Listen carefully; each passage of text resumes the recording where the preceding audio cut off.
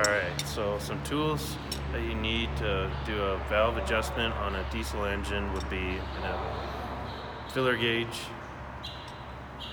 or at least on this one you need a Torx bit to adjust, and then a wrench to adjust the locking nut.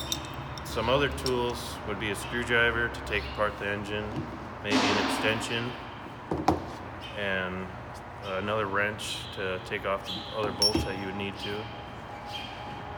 And some specs that perticulates to this engine is the valves need to be adjusted to 40 millimeters, and the bolts need to be at 16 foot-pounds. So the first thing you would need to do is find overlap in one of the cylinders, and I did that before so it'd be easier. And then you stick it in there because they're set to a specific width,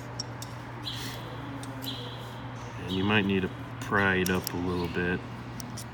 And with that in there, this shouldn't be able to move, which it doesn't. So then you just take the wrench and then you tighten this nut back down, and then you lock it into place. And then you do that for the rest of the cylinders. And then when you put it all back together, you put the valve cover back on, and then you put the air intake back on.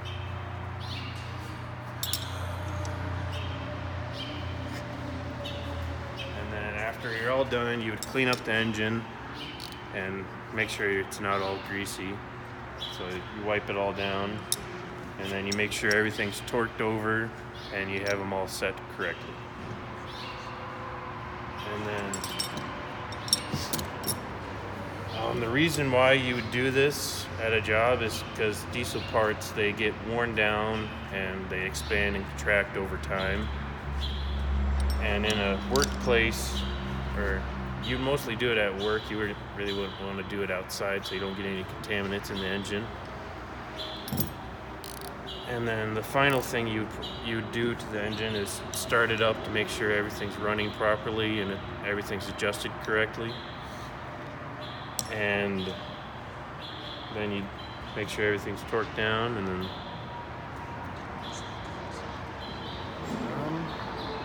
then I guess the timeline for about how long it takes would be 2-3 hours. And some safety equipment that you should have would be some goggles, no loose clothing, and that's pretty much it. So thank you for watching. Have a good day.